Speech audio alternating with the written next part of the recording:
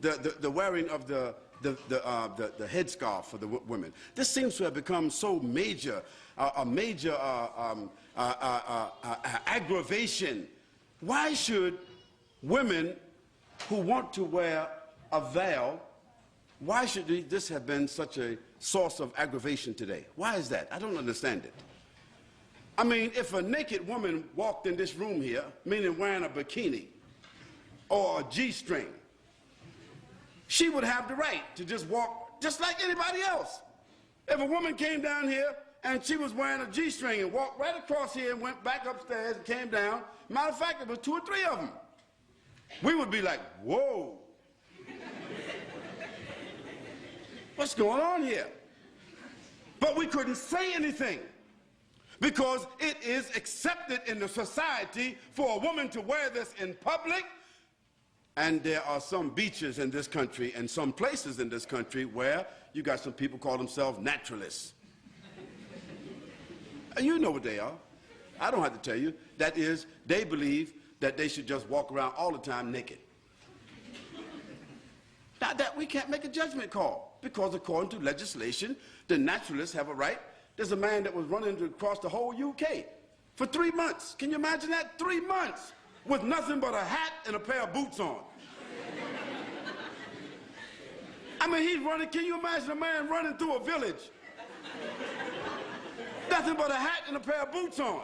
Because he's a naturalist and these are his constitutional rights. And for 3 months, nobody could say anything about it. Well, I say that in a society where people are allowed to express themselves that way, why should there be a problem about Muslim women, whether in the schools or otherwise, choosing the preference to cover their heads or to cover their bodies with loose garments? Why should there be such an uproar? Why is there the need for the media to assault and say Muslims want to take over our society and Muslims want to impose their values upon us and so forth? Well, I want to remind them that until 15 or 20 years ago, the nuns in the church, in the Catholic Church, they had to wear it. Is it right or wrong? And just recently, the Catholic Church has relaxed the uniform codes of the nuns where they can show a little cleavage. They can now wear a little bit, you know, put the cross right there in the middle. They don't have to wear a headpiece anymore, and they can show a little bit of thigh. Well, that's their right.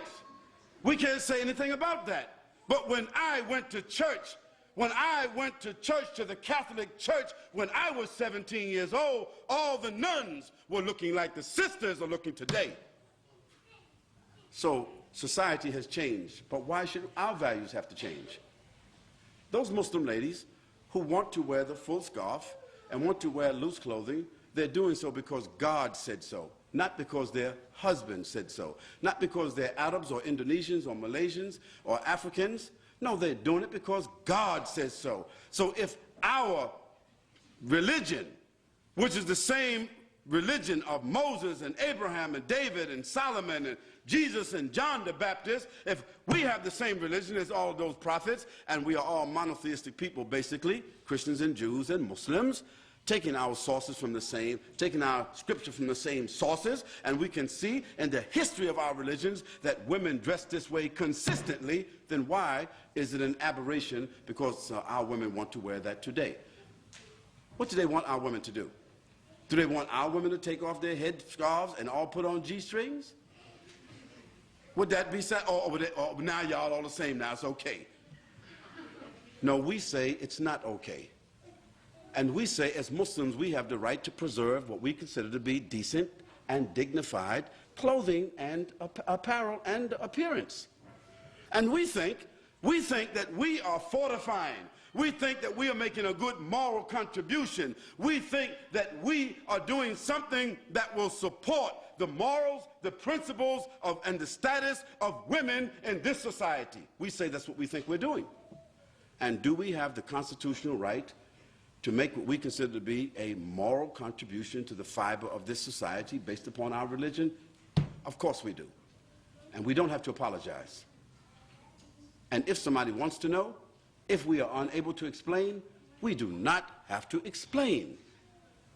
But what we should do is, the people of the media, or the people of government who feel that they don't understand what's going on, we should send them to people who are qualified to expound upon this issue in a dignified, educated way, so that people would not think somehow or another that all these women who are wearing these scarves got an AK-47 underneath their scarves, or they got a bomb, they coming inside somewhere with a bomb.